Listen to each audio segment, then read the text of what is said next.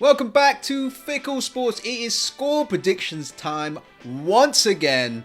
Thank you all for your lovely comments or mockery comments at Alex and I's predictions, which have been terrible, kind of terrible. But up on the screen now is a review of our scores from last week. And as you can see, your boy is winning 16-11, and it will take an absolute calamity to lose a 5-point lead and do a payoff if I can get it wrong for this week's upcoming games. How are you feeling, Alex? I want to piggyback on a few things you said there. I just want to second, we do really appreciate all the support. We really, really do appreciate it.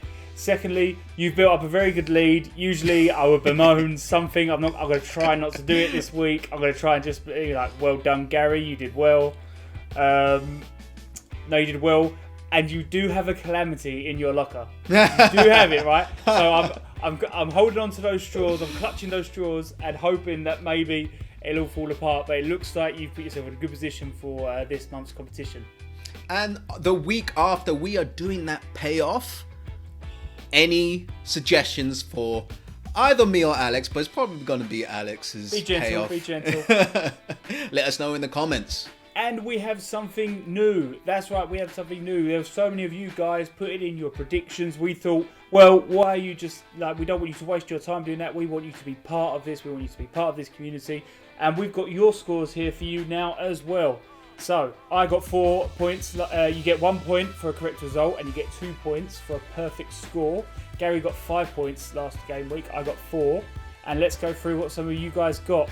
Gavin Zhang, I do apologise if I got that wrong. I think I do have a history of butchering names, so I do apologise. You got a total of 2 points. David Redgrift got a total of 4 points. Impressive, same as me. S, just the letter S. Inconspicuous, eh? Well, he got 2 points, so I understand why he remained anonymous. RG Bags, he also got 2 points. And American Boy, he put us to shame. He got a grand total of 6 points. So well done, American Boy. You beat everyone. So congratulations to you. What we're going to do to try and make it a bit easier for you, there's now going to be a link every single game week in the description. There's going to be a link which you can click on, and it'll make it really easy for you just to input your predictions, and then we're going to gather up all those predictions, and every game week we're going to read out the results, and we'll see who finishes on top. First game up, it's another Friday night game. It is Wolves versus Crystal Palace. It's happening at the Molineux at 8 p.m.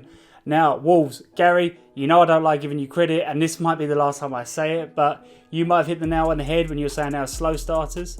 And that's not the only trend that you have with Wolves. They're also very much second half teams, and we did think that Wolves were going to get away with it again. The 80th minute volley by Jimenez. By the way, what an incredible goal.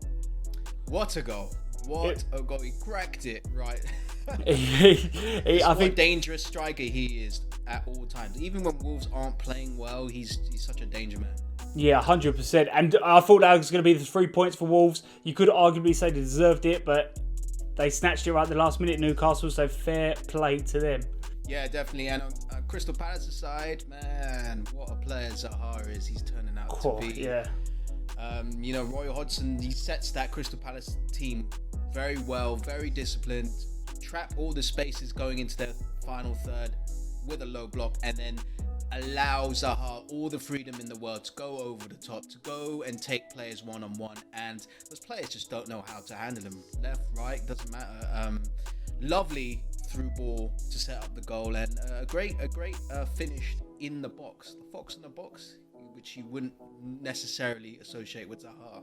Yeah, and he's, let's be honest, he's probably one of the worst players. If you're a defender and you're coming up one-on-one against players, probably him and Traore, the two players where you're just absolutely shitting a brick. You don't want nothing to do with that. But score predictions, what do you think is coming Wolves' way? It's a difficult one, but I think I'm going to go 2-1 Wolves. Ooh, okay. I like it. Yeah, they are. Well, both teams are kind of in form. I'm going to go Crystal Palace 2-1. I think they can hit Wolves on the counter attack like we've been seeing. Next up is Sheffield United versus Man City at Bramall Lane, 12:30 Saturday. And you know what, Sheffield United, they played really well against Liverpool. They were quite unlucky. They were able to put Liverpool's backline under a lot of pressure with Van Dijk being out. You know, clever knockdowns, getting it wide, crossing it in, and putting Liverpool under pressure, running back towards their own goal. And I think if they went in 1-0 at half time, they would have stood a really good chance of getting a proper result from that game. I'd just be so pissed off if I was a Sheffield United fans, because they switched off twice from crosses and conceded. And, you know, Jota is my height, and he's getting a free header in the box and scoring. I'd be so pissed off.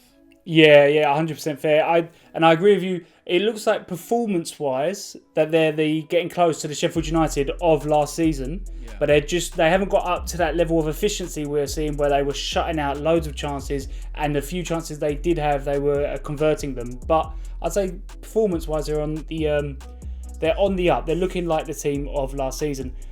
Can't say the same for Manchester City, I don't think. No. They are wobbling, aren't they? It's not looking good for them at all, and you know, Aguero again injured. He come off quite early against West Ham. That'd be a concern. De Bruyne, he did come off the bench, so hopefully he might be fit for next game. But I'd say the alarm bells are there for Man City, because that's now Leeds and West Ham. They've only picked up 2 points against them, and I know they beat Arsenal, but I wouldn't say that was an overly convincing win for Pep Guardiola. Not to the standard that we are used to with Pep, if that makes sense. Yeah, those injuries really stressing out football fantasy league managers, especially one in you. Yeah. Score prediction. I am going 1-0 Manchester City. 1-0.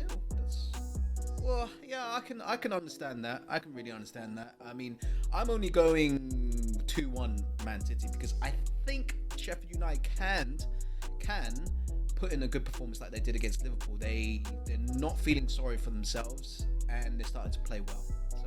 You know what? I think that's absolutely fair. And I almost went complete reversal and sided with Sheffield United. You know why? Because City are struggling against the smaller teams, and Sheffield United, performance-wise, they're playing better against the bigger teams. But I couldn't do it. Not for this one, because my next prediction is a little bit out there. Right, are you ready? Right, so we're doing Liverpool versus West Ham. It is 5:30 at Anfield on Saturday. Now, West Ham United. Oh, wait. Well, for home team first, you can't just interrupt me. Yeah, sorry, I got into a flow. Yeah, my bad. Go on. Yeah. He's so passionate about speaking about West Ham when he's talking about. Shh! Don't say those things. Go ahead with Liverpool. Yeah, they were quite below par against Sheffield United. It's just that I think the Liverpool team, their chemistry is so good with their players. They all know what they're doing, where to run, where to cover, that they can have poor games and still pull out wins. What did you think of that new 4-2-3-1 he tried? Trying to mix it up a little bit, trying to become maybe slightly less predictable? Yeah, no, I don't mind it, because, you know, you can't stick with one formation throughout the entirety of the league campaign. You know, certain formations work better with against other teams. It was a lot of criticism for Fabinho, but I think he did kind of all right. I didn't really think that was a penalty. You know, his tackle on the edge of the box. What did you think? I don't think it was a penalty. I think it was quite harsh. I know. I want to add with Fabinho. The thing is because he come in against that game was against Chelsea, where he come in and he was absolutely brilliant, a centre-back. But you have to remember, he's still a midfielder in a centre-back role. So exactly. Against physical Sheffield United players as well. Yeah, so I think people had that expectation of him like going to be this incredible central defender every time. It's not the case. He's still out of position, and therefore you have to give him a bit of leeway and expect slight inconsistencies in his results. I will say, as an additional point, that Jota looks like quite a good buy. I know he's quite expensive, but he feels like someone who is adding quality as a squad player and filling in when they need. Yeah, 100%. And Klopp's seems to be happy to make a bit of room for him. So he's between a first team player and a squad team player. Does that make sense? Yeah. He's like half and half. But West Ham United, this was the shock prediction. I'll talk about West Ham a little bit because if you remember early in the season, they had Newcastle United first game of the season. Then they had a run of 6 games where essentially they played 6 of the biggest teams in the Premier League. And their last 2 games were Manchester City and Tottenham. And they got 2 results. They got 2 points against them. The Tottenham one was incredible. That Lanzini goal was amazing. And I don't know if you watched the Man City West Ham game, but they played well against City. They were attacking. They kept at it at Man City. You know, it wasn't like you would expect from Man City in terms of dominant performance. No, but I think that's credit to West Ham. I think they sat there, they defended really well, and they took their chances when they come. And I think it was a really respectable kind of result for West Ham.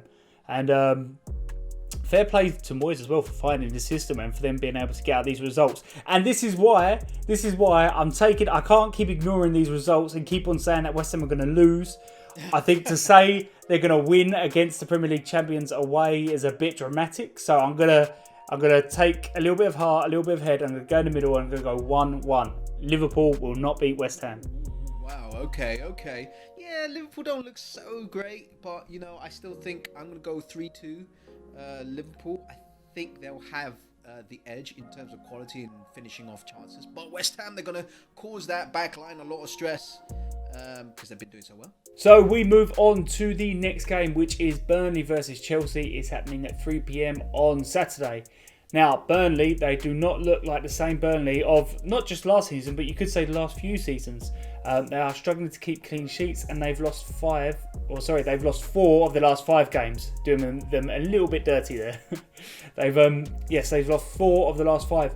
And it's not looking too good for Burnley, because if you look at those 5 games, it's been teams that are struggling with them as well. You know, teams like Newcastle, they lost 3-1 to them. They wasn't able to score against West Brom, and West Brom struggled to keep clean sheets. There's one bit of positive news for Burnley, though, is they actually played quite well against Tottenham. I'd say they created more chances. They worked their whole off during that game, and They worked their whole off. Yes, they absolutely were. What hole I won't confirm, but they definitely did work their socks off. You know, they had a goal off the line by Kane and had a goal offside. You know, and you know the strategy almost worked against Tottenham. Yeah, I definitely think for them, they will look at that result, and it wasn't a very good result, but I think performance-wise, they could pick up a lot from that. I think they played much better than I've seen them play the last few games. They were just unfortunate that old combination of Kane and Son, and from a set piece as well. You don't expect that from Burnley to concede from a set piece, but I think they could take a lot from that performance coming into the Chelsea game. Yeah, coming up against a Chelsea team who, the Chelsea team and Man United lit the world on fire with that performance. It was pretty drab performance from both teams, because you know both teams were really scared not to lose this game. I mean, Chelsea are away, you know, away at Old Trafford. They don't have to push the boat. They can wait for Man United to attack and pounce on them, but it didn't quite happen for Chelsea. You know, I think if it was Chelsea last season, you'd be like, fine, that's okay result, move on to the next one. But I think always with the attacking investments, they're going to be criticised. And you know, Thiago Silva, he did an excellent job. He absolutely made sure that Cavani did not score an opening goal debut. And Mendy as well, he's looking good. He almost did a Kepa 2.0 by, you know, scoring into his own net, but he had a very good performance. But you don't want to be, I feel like Chelsea fans don't want to be talking about their defenders and their goalkeepers. They want to be talking about their attackers. Yeah, I think that's a very good point. I thought he was about to slag off Mendy there. I was about to say, no, I get what you're saying, but I think he more than made up for that. Yeah, he definitely made up for it. He had a good performance, but he did almost slide into his goal. Oh, I don't want to be accused of being biased towards Chelsea again. Yeah, no, none of that. I couldn't believe it. I was like, what? But no, I think you know, both Manchester United and Chelsea, to be fair, they both look like they haven't turned a corner, but they're like peeking around the corner. Like they've got an eye out. They're like, okay, I see where we can go with this. But they are certainly Chelsea. I do think they're improving. Score predictions. What's going on? I am going bold. I'm going with a 0-0. Ooh, okay. I know. Another board draw. I'm going Chelsea 2-1. I think they'll take confidence from the clean sheet, but then they'll look to attack against Burnley. So we move on to Sunday, and we're at midday, and we are watching Aston Villa play Southampton. Now, Aston Villa, title challengers at the moment. I mean, this is... I just don't understand this game at the moment. Aston Villa, they're not conceding any goals. They're scoring lots, and they're also scoring a lot of goals. And they come up against Leeds, who, performance-wise, they've been playing well. They've picked up a few wins, picked up a few draws. And so I was expecting maybe a 0-0, maybe Villa will just about like sneak it out 1-0. Where the fuck does a 3-0 Bamford hat-trick come from? Some of those goals are pretty... Like, you can't defend against those goals. And Aston Villa, they were really taking the game to Leeds. They should have gone up like 1 or 2-0 before Leeds scored.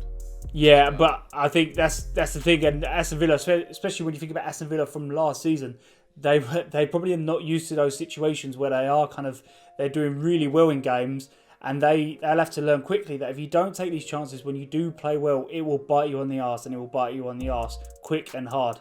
Yeah, as Bamford finally, we weren't called out by Carl in the comments. It's been every week now. Aston Villa been amazing. It was a fine break from getting called out.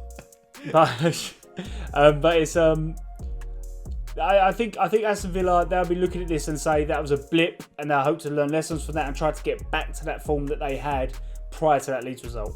Yeah, absolutely. And Southampton, wow, that's a great result against the informed team of the league in Everton, and they were absolutely pummeling Everton in that first half. Everton couldn't handle their left flank. They just overloaded it with Bertrand and Shea Adams, with Redmond as well, and they were just peppering Everton, and Everton had literally no answer. And Danny Ings, showing what a well-rounded play he is, not just scoring goals, but setting up goals as well with 2 assists. And, Ralph, I can't even say his second name. I always have to think about it before I say it, Gary, so I'll let you on. I won't take the piss. Ralph Hasenhüttl. There you go. There you go. He just created a very organised team. They were making a big deal of that 9-0 that they suffered literally a year ago, and they've created a great foundation and are a proper Premier League team now. Yeah, I'll just add to that. I think with Southampton, they fall into that bracket where maybe results so far this season haven't gone their way, but performance-wise, there has actually been good performances by them. It's just the results hasn't necessarily matched with the performances. But prediction time, what have you got? I'm going for a Desmond. I'm going for a 2-2. Oh, snap! Oh, I've got the same. I think it's, and I've gone for that for the main reason is both these teams have goals in them. Yeah. And I don't see them both keeping clean sheets. They're both very good at going forward. So we've gone for 2-2 as well. We are doing this for you, Carl. If we doubt Aston Villa, they will win for you, okay? He's gonna. Why do you think he would like that comment? Why do you? If he would want you to say Aston Villa would win. Oh, thanks for the point. At home, you fuck. No, it's if I doubt them to win, they'll win. Oh, I see. I'm with you. Let's move on before we dig ourselves a deeper hole. So we move on into the afternoon, and it is Newcastle versus Everton. It's happening at St James's Park. Oh, that's a blast from the past. The Sports Direct Arena Stadium. Which one is it? It's St James's Park. Fuck that. I'm not calling it Sports Direct. It is happening at St James's Park at 2 p.m. Newcastle United. Now, they haven't been playing that well. They did snatch a draw against Wolves. They beat Burnley. They also snatched a draw against Tottenham. But I think Newcastle United, they brought in a lot of good players, but they still don't seem to be able to... They're just not creating enough chances. No, they've been very effective at getting points. But you feel like it's going to catch up with them with the lack of chances they're creating. It's eventually the law of numbers will eventually get them. That's what I feel. I think as well. I think the reason I say that as well is I feel like with Newcastle United, they have such a passionate fan base, and I feel like they want more to just turn up to a game and to try to not lose. Yeah, You know what I mean? There's something kind of that they want more than that. They wouldn't turn up to these games just to see them try it and get a single point. I want to see more for them. I want to see, and maybe it's Steve Bruce. Maybe he's not the right man for that. But I just want to see him put in that little bit more, take a few more risks, and actually try to win these games.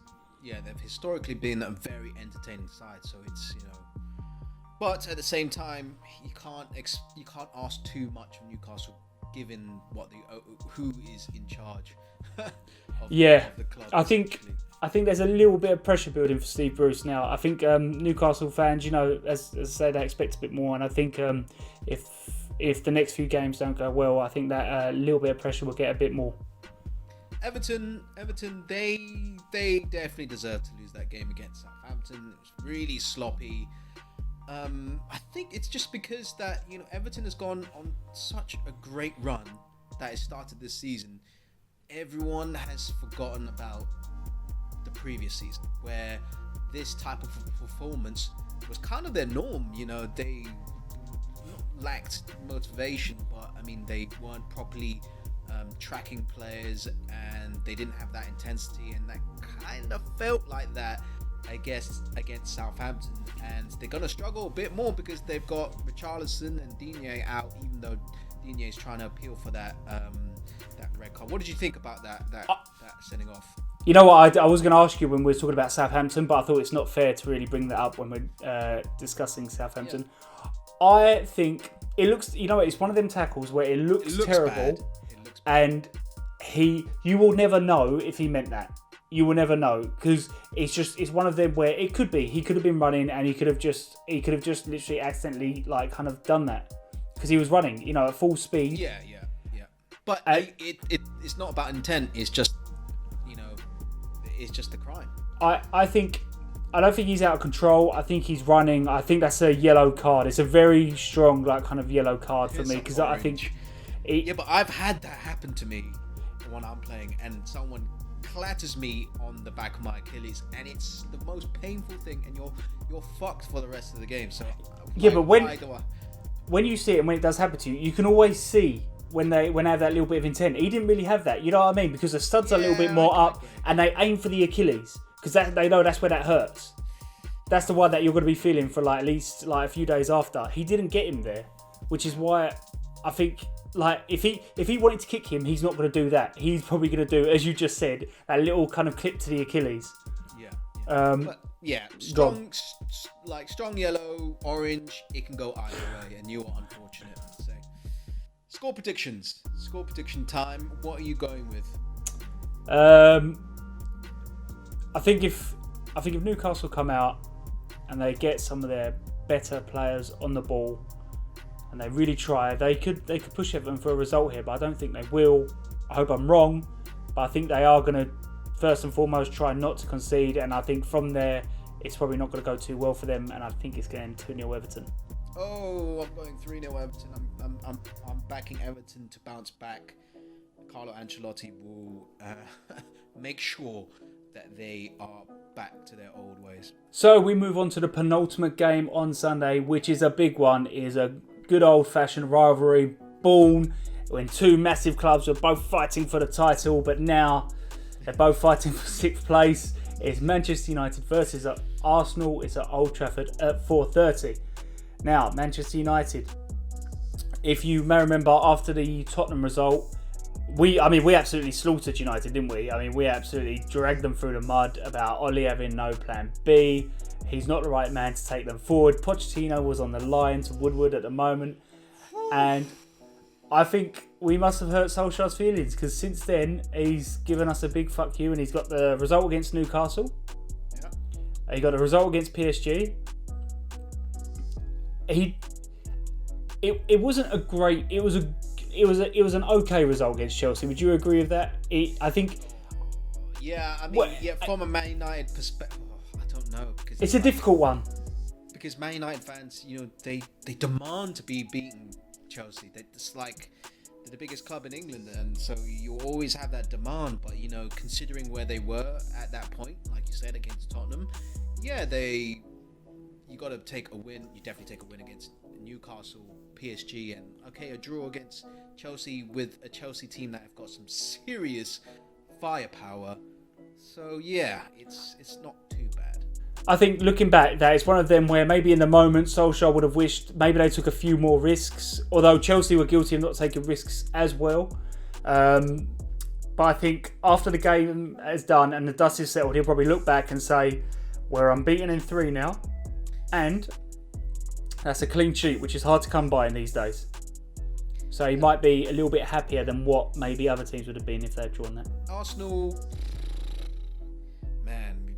got properly sucker punched, and it's one of those games that you knew it was coming the more the game went on. And Arsenal started off really well. They were popping it about, but they just ran out of ideas by the end of the game, and it's quite concerning when you have your most creative player, David Luiz, as well as the centre half.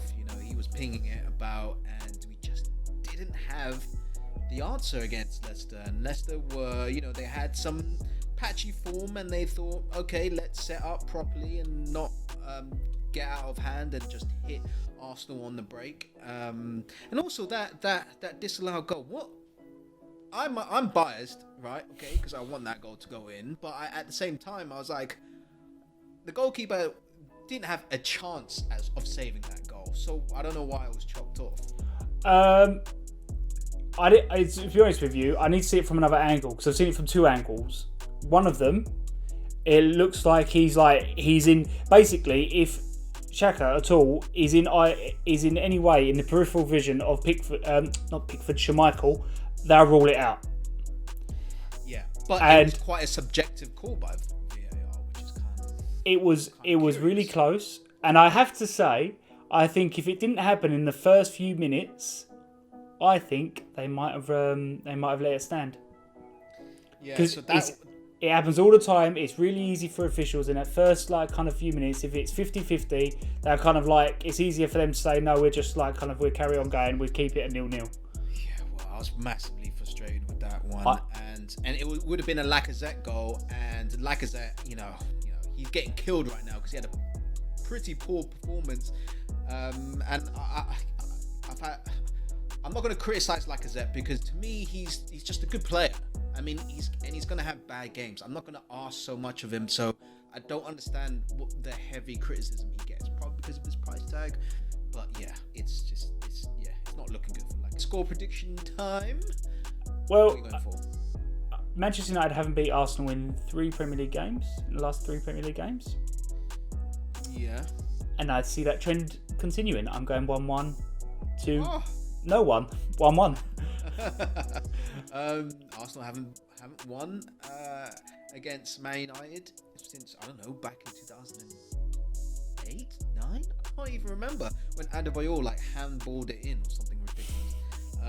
So yeah, I'm going the same. I'm going 1-1. Next up is Fulham versus West Brom at Craven Cottage, Monday, 5:30. And Fulham. Scott Parker was a frustrated figure after that game. He really wanted more from his team. Crystal Palace set up as a low block, and he really wanted Fulham, his midfielders, to really try and instigate passes through that low block. Because if you don't do it at the right time, the right pace, you're facing 8 players again. And he was quite frustrated figure, and the goals they conceded were quite frustrating as it has been all season. It's hard to be properly positive about Fulham, because Scott Parker talks very good games, very motivated, believes in his team, but you can sense the frustration. Well, one slight positive for Fulham is that West Brom, I would say they're performing slightly better than Fulham, but not much better. The game on Monday where they played Brighton, I actually think West Brom played quite well. Yeah. And Brighton is a team that I've said for quite a while that they've been playing really well and haven't been getting the results that their performances for the performances that they put in. But in this one, in the game against West Brom, I would say actually they didn't deserve to win that game. And West Brom, they got a late goal. I'd say if anything, they deserved that point. They played well, they created chances, and obviously they went behind to that own goal by Jake Livermore, who you may remember was from Tottenham. They've got 3 draws in the last 5 games and 2 losses. So I think what they'll be looking at is trying to turn those draws into wins, and they don't seem to be afraid to attack. They don't seem to be one of those teams. So they are going forward and trying to create chances, but it's just can they score more than what they can concede? And at the moment they seem to, whenever they go forward, they're not kind of conceding the goal and it ends up leveling itself out. So they just need to create that little bit, like kind of those few more chances, try to tighten up that defence a little bit, and hopefully they can turn a few of those draws into wins and a few of those losses into draws. Score prediction time. It's a difficult one. Would you like to go first? I'm having a last minute change of heart and I'm going 3-2 Fulham. Ah, what? I thought I was going to be the one that of course it's not raw, because I'm basing this on absolutely nothing. I feel Fulham they're due to have a win because they've been getting pummeled. I don't know why, it's the way football works, the universe works. Bang, out of nowhere, 2-1 Fulham. Is this your compulsory, because I have the same, at least one result I have to go against every single thing and just go with my heart and just be like... All logic completely out of the window. Yes. What did you go for? Was it 2-1 Fulham? 2-1. I've gone 3-2. But I have to say, this is a game where I think I wouldn't be surprised if either team kind of wins. They've both got goals in them, but they both also concede goals. So it should be a really interesting watch.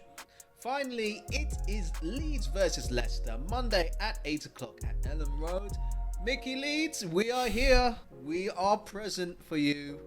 We are going to take a slice of humble pie right now and admit our treacherous behaviour. Speak for yourself, I'll eat nothing. But Leeds, you know what? It's an awesome win. And Aston Villa were knocking on the door quite heavily, and kept yourself in it. I think Bielsa was very smart with the man management. I can't pronounce the midfielder's name, but he got an early yellow card, and he was like, "I'm not having any of this. I'm keeping us in the game. I'm not making sure we're not going down to 10 men." And it's good game management. And look what happened in the end. The madman. That's the thing. We call him the madman, and it's not just because he is a bit loopy, but sometimes madness pays off. Yeah, he'll do whatever it takes. And I really like that. I really like that first goal from Bamford. You want your striker to take advantage of the hard work another midfielder does. Parried, I absolutely want my striker to be there, pick up the pieces, make sure that's a goal, because that wins so many games as it is. But the second and third goal, out of those 2 goals, which one was your favourite? They're amazing. I'm going to be a little controversial here, right? I'd actually say it's a second goal. I don't think there's a wrong answer, really. But well, yeah. You give your reasons, I'll give my reasons, because I've gone third goal. Do you know why? It's because, the third goal was very good, and he to create that space and to get that shot off, incredible, right? Yeah. And you don't see it that often, but you've seen players do that before. Would you agree? Wow. Yeah. Okay. Fine. No, I'm not rubbishing his goal at all, right? I'm really not. I'm just saying. Sounds like you are. No, I'm not. I swear, I'm not. Right? But you know what it is? That second goal. The fact, if you think about his position, and that he hit it with the inside of his boot, so it's swerving away from goal. Do you know how difficult that technique is? Because I agree. To get that technique was ridiculous. The flight of the ball can't, because it's swinging away from the goalkeeper. The flight of the ball has to always be away from the goalkeeper. So you have to put it right in that corner. Yeah, because you see the where his foot is positioned by the time he hit the ball. His foot was basically upside down in some weird dislocated way, and that is pretty amazing. And that's why that purely that's something that even some of the top players in the Premier League, if you ask them to try and do that, they would struggle. Well, it'll take them a few attempts to do it, I think. I'll give you the reasoning for the third goal. You know. Do you know what? Hey, wait, before you do, you can't just say, you know how stupid this is? Because we both agree. They're both brilliant, but we're still arguing as much as we can. But I mean, it's such great goals. And give me your reasoning. I want to hear it. The reason why, it's like a five-a-side futsal goal where you're like, you're dancing around like three players who are trying to tackle you but have no idea which way you're going. You drop the shoulder and you just turn around. I know exactly where the goal is, doesn't matter where the keeper is, and I'm banging that into the side of the goal, and it's just beautiful. Yeah, again, for me, it wasn't the fact he managed to create the space, which was incredible, but it was that finish, the fact that he was able to just get his foot around the ball. Naughty. Just because there was nowhere else he could put that ball. Yeah. There was nowhere else. So, brilliant goals by Bamford. So we move on from those, two spectacular Bamford goals to Jamie Vardy's. I mean, it's a typical Jamie Vardy goal, right? Yeah. Right play on the end, right place, right time. And that's what's made him the oldest Premier League Golden Boot winner, certainly since 1992. With Leicester, you just don't know what you're going to get, do you? They beat Manchester City 5-2. And people started going around, saying maybe they could title for the challenge again. Maybe this could be their year. Beating City 5-2 is a statement. But then they didn't beat West Ham. They didn't beat Aston Villa, and they come up against Arsenal. Now Arsenal played really well in the first half. They were creating chances, but they weren't able to take those chances. And then Leicester picked up a little bit in the second half, and they took the chance that they had. So I just don't know which Leicester City is going to turn up at this point. Well, it looks like the Leicester City way. If you can stay back and stay a bit disciplined, like they did against Man City and against Arsenal, they're going to pick up results because they've got the quality players to do that. If they remain disciplined, bang, they can hit you. Leicester City still have quite a few key players out. Ndidi, Soyuncu and Pereira still out, but their main man is back and he should be fit for the Leeds game, which I think will be very important for them because he's such a key player for them. What have you got predictions wise? I'm going Leeds 2-1. Don't doubt it. No more. Let's ride. Let's ride with the wave, man. Bamford, he's on form. Let's get it. He's going to score 2, so I'm going 2-1. I'm going for 2-2. I think both these teams are going to score goals, and I don't think either of them are going to keep a clean sheet. So I'm going 2-2. So we move on to the last game of Saturday, and it is Tottenham versus Brighton, and it's happening at the Tottenham Hotspur Stadium. Now, Tottenham, I don't think there's any other way to put it, but they sort of did a Burnley to Burnley. Would you say that's fair? They didn't goal from a set piece. They didn't create many chances. Burnley, I'd say they out Burnleyed Burnley. But I think they're exactly the kind of results I think Mourinho will try to instill into his team and try and say, this is what you need to do. It's not just about winning pretty, you need to win ugly. And you could argue that Tottenham have been guilty of not being able to do that. In the last 2 home games against Newcastle and West Ham, they were in positions where they should have won and they drew both of them. So I think Mourinho will probably take that and say, look, this is what you should have done, rather than what he did in the last 2 games. But I think things are looking a little bit up for Tottenham. They're playing well offensively. I think there's still questions at the back. But first clean sheet of the season, I think Tottenham will be looking to hopefully build on that against Brighton. Yeah, coming up against Brighton. Brighton, it's sort of been the same story over the start of this Premier League. The Brighton play well for the majority of the game, but they can't finish their chances. I mean, they against West Brom, they capitalised on their own goal. Had quite a few own goals this season. But yeah, I feel like Brighton, that first half they played really well, but the second half West Brom came back into it and they really didn't have an answer for it. Their shots on goal diminished, and I feel like performance-wise they're doing well, but they can't get the points that they really need to guarantee and push on up further into the Premier League. Yeah, I feel like the Brighton players, or maybe you can blame Potter, but with that West Brom game, I was watching it and you could see West Brom growing into the game. And then as the game went on, you felt more and more that West Brom are here and they could get an equaliser. And Brighton didn't really do anything to counter that momentum, I felt. which I think was a mistake by them, because when you was watching the game, you could feel that kind of equaliser coming, couldn't you? Yeah, and West Brom were very dangerous. They were they're resulting to shots outside of the box, but they kept the pressure on Brighton. So it really is a test for Brighton. Tottenham is a really, really big test, and they certainly have it in their locker to win. Certainly. Yeah, I can't argue with that. It's what Brighton turns up. We've said this about nearly every single Premier League team, but it seems it's so hot and cold which team actually turns up on the day. So score prediction, this is a tough one. This is a really tough one for me because, Tottenham. It's so easy to go with Tottenham and say, look, they're scoring at an unreal rate with Son Heung-min and Harry Kane. But I think this will be a tight game, and I'm probably just going to go 2 on Tottenham. I don't think you said anything unfair there. I think the Burnley game for Tottenham was a prime example. They didn't play well, and if they do that against a team like Brighton, who do have more attacking intentions, that might just catch them out. But I think Tottenham, they do have a midweek game, but they do have that massive squad, so they should be refreshed. I'm going 3-1 to Tottenham. Anyway, that is all for this week. These are our score predictions on screen right now. Best of luck for your score predictions, and let's see who wins it. Yes, thank you very much for watching, and again, thank you to all our subscribers and all our new subscribers. We appreciate every single one of you.